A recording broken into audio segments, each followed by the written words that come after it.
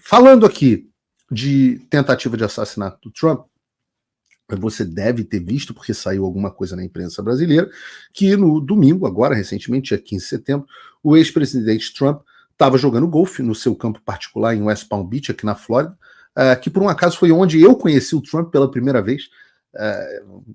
Uma coisa muito interessante, eu estava sentado, almoçando na época com a Ivanka Trump, com a filha dele, e eu era, Trump nem sonhava em ser presidente, estou falando aí de 2012 ou 2011, eu estava sentado almoçando com a Ivanka, falando sobre empreendimentos imobiliários e tudo mais, e a Ivanka me falou, meu pai está chegando, e eu tinha lido todos os livros do Trump como empreendedor.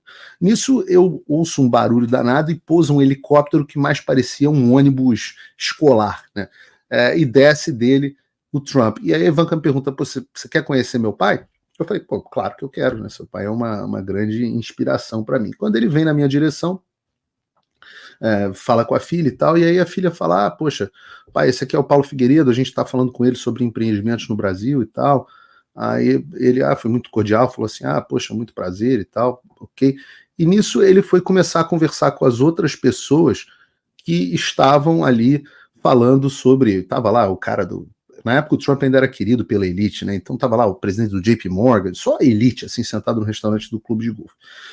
E nisso ela vira e fala para ele, pai, o avô dele foi presidente do Brasil. Aí nisso ele olha e fala assim, é verdade? É verdade, meu avô foi presidente do Brasil. Nisso ele puxa uma cadeira na mesa, estávamos só eu e a Ivanka, mas nisso ele puxa uma cadeira na mesa e fala assim, senta na mesa e começa a falar assim, me fala como é que é a política no Brasil, é igual aqui nos Estados Unidos? E aí ele começou a ficar absolutamente interessado sobre o Brasil, ele não sabia absolutamente nada sobre a política brasileira, mas o que eu achei interessante nessa história, que foi o episódio no qual eu conheci o Trump, tem até aqui numa das minhas paredes, tem um livro, ele me mandou o livro dele, The America We Deserve, dizendo assim, na verdade para o meu pai, falou assim, Paulo, you have a great son, né, se referindo a mim. Mandou o livro para o meu pai de presente, eu tenho o livro aqui guardado, assinado, autografado por ele. Opa, desculpe interromper o seu vídeo, mas desde 2022 eu continuo com as contas bloqueadas e o passaporte cancelado pelo Xandão.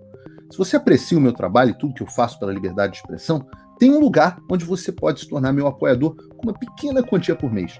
Acesse www.paulofigueiredoshow.com e torne-se meu apoiador, e aí você vai receber conteúdos exclusivos e desconto nos meus cursos. Ou então, você pode se tornar meu patrono Gold e passar a me pautar, tem reuniões comigo, você entra para o meu grupo de WhatsApp, que eu uso sempre. O link para tudo isso está aí na descrição. Eu estou contando essa história para falar como o Trump era interessado, estava nem aí para o empreendimento imobiliário, onde a gente acabaria sendo sócio, num certo sentido, e estava super aí, sim, para política, né? Política já era ali em 2011, 2012 o maior interesse do Donald Trump. Quem diria que hoje aqui a gente está 12 anos depois daquele dia que eu o conheci pela primeira vez, depois a gente acabou tendo uma relação, digamos assim, bastante prolífica. Muitos encontros, muitas conversas, aprendi bastante. Pois nesse clube de golfe em West Palm Beach, que fica a uma certa distância da casa ali, curto, acho que 15 minutos de carro do Mar-a-Lago, onde o Trump mora, ele foi vítima mais uma vez de uma tentativa de assassinato, cerca de 2 meses depois da primeira tentativa, que a gente deve lembrar que foi quase bem sucedida, não foi bem sucedida por 1 milímetro, né? E eu fiz um post nas redes sociais, que depois foi transformado aí para minha equipe numa reportagem, numa publicação no site do Paulo Figueiredo Show, explicando o que a gente sabia até aquele momento. E de fato, o que aconteceu?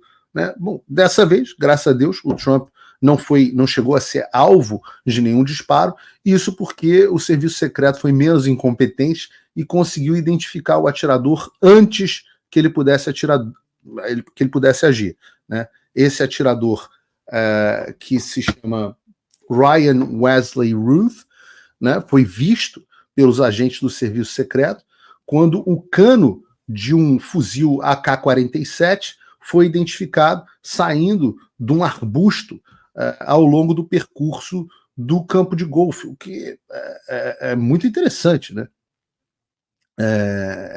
E uma vez que ele foi visto, Donald Trump estava a mais ou menos 300 ou 450 metros do local em que o atirador foi encontrado, e assim que ele foi identificado, os atiradores, os agentes do serviço secreto, dessa vez aprendendo com a primeira lição, imediatamente entraram em combate com o Ryan Ruth, que estava nos arbustos, conseguiu fugir da cena do crime num carro, deixando para trás a arma do crime, o AK-47, 2 bolsas, uma mira para o fuzil telescópica e uma câmera GoPro. Uma das testemunhas que estavam no campo de golfe viu o Ryan Ruth fugindo, tirou uma foto do carro e entregou às autoridades. Logo em seguida, ele foi preso aqui na 95, que é a principal rodovia aqui da Flórida. E tem um ponto-chave aqui, e esse é que é o grande mistério, né? A primeira tentativa de assassinato tinha mais mistérios. Essa tem um grande mistério, que é um ponto-chave que levanta a pulga atrás da orelha. Ninguém sabe como diabos o Ryan Ruth teve conhecimento de que o Trump estaria jogando golfe naquele local, já que isso não estava listado na agenda pessoal do presidente. Só as pessoas mais próximas do Trump tinham conhecimento de que ele estava ali. Na agenda presidencial não seria normal o Trump estar ali. O que, obviamente, leva aos questionamentos que nós temos de: será que alguém deu o serviço? Será que alguém do serviço secreto que deu o serviço na primeira vez está dando o serviço na segunda vez? Né? Talvez essa pergunta fique sem resposta, como tantas outras, da primeira tentativa de assassinato, que até hoje a gente não sabe quase nada sobre o que ocorreu, porque a investigação feita pelo FBI, e o FBI completamente aparelhado, parece a nossa Polícia Federal. Só que dessa vez a gente tem uma pequena esperança que vem do governador da Flórida, Ron DeSantis, aliado do Trump, do mesmo partido, que anunciou que vai fazer uma investigação por conta própria sobre o atentado do Trump. De fato, isso está dentro da jurisdição do Ron DeSantis, então, como ocorreu aqui dentro da Flórida, e eles vão conduzir a própria investigação. E o que é triste, porque mostra o estado de descrédito no qual se encontra o FBI. Né? O FBI que forjou provas na casa do Donald Trump, o FBI que inventou um dossiê sobre ligação da Rússia, o FBI cujos agentes foram pegos conspirando contra o Donald Trump na primeira eleição, enfim, o FBI que está com a imagem muito abalada, né? Então, felizmente nos Estados Unidos, pelo menos você tem a questão de uma certa autonomia nas polícias, e o Ron DeSantis anunciou que vai haver uma investigação. Agora, o que é interessante, um ponto interessante dessa história foi o Trump divulgou um comunicado imediatamente depois do atentado que eu achei muito oportuno, chamado A retórica dos democratas inspirou outro atentado à vida do Donald Trump. E eu quero falar especificamente sobre isso.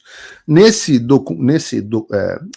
comunicado, o Trump cita várias frases de políticos democratas de alto escalão que propõem abertamente o ódio contra a pessoa do Donald Trump. Né? As mesmas pessoas que dizem que combatem discurso de ódio.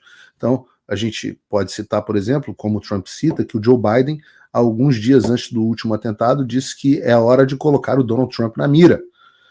O Tim Walz, que é o candidato a vice-presidente na chapa da Kamala Harris, disse que os republicanos são uma ameaça à democracia. Diz ele, os republicanos são uma ameaça à democracia. Sim, eles vão colocar a vida das pessoas em perigo. Sim. Isso é o vice da Kamala Harris. Ele disse que o Trump vai colocar a vida das pessoas em perigo. O deputado Dan Goldman, do Partido Democrata, ele é uma destruição para a nossa democracia e precisa ser eliminado. A deputada Stacey Plaskett, também democrata, o Trump precisa ser baleado. O Joe Biden disse que o Trump e os trumpistas, a MAGA, como chamados aqui nos Estados Unidos, são a maior ameaça que os Estados Unidos enfrentaram. Então, veja os paralelos dessa retórica. Né? Assim como no Brasil, nos Estados Unidos, as pessoas que mais incitam ódio contra seus adversários são justamente aqueles que falam em defender a democracia, em defender as instituições, e que nos banem e nos censuram porque dizem que o que nós falamos é discurso de ódio. É coincidência, né? Foi inclusive o que eu escrevi no X, né? Assim como o Alexandre, o novo suspeito de matar o Trump também queria, abre aspas, salvar a democracia. As contas sociais de Ryan Ruth estavam cheias de postagens sobre o recrutamento de soldados para a Ucrânia e de postagens que classificavam o Trump como uma ameaça à democracia. Vocês já ouviram isso antes? Quem que diz que estava salvando a democracia do Brasil? Quantas vezes vocês não viram os ministros do STF dizendo que estavam salvando a democracia? Quantas vezes vocês não ouviram que o Bolsonaro é uma ameaça à democracia? Então, assim como o Alexandre, o novo suspeito de matar o Trump também queria salvar a democracia. Também queria salvar a democracia. É só você olhar as postagens do Ryan Ruth. Estava assim, Biden, sua campanha deveria ser chamada de algo como CADAF, Keep American Democratic and Free, né? Mantenha a América democrática e livre. Tá dizendo aqui, e os trumpistas, né, deveriam ser, em vez de MAGA, MASA, Make America Slave Again, faça os americanos escravos novamente. A democracia está nas urnas, nas cédulas, e não podemos falhar. O mundo está contando com a gente para mostrar o caminho. Fizeram, inclusive, um vídeo de todos os tweets do Ryan Ruth, porque vocês sabem que depois que essas coisas acontecem, os culpados começam a aparecer mortos, as provas somem, né? As redes sociais são apagadas. Não só o X, como o Facebook, mesma coisa, a conta do cara subiu, né? E quando você vai se aprofundando no histórico de quem é o Ryan Ruth, e eu volto a dizer, a cobertura da imprensa brasileira sobre esse assunto foi absolutamente desprezível.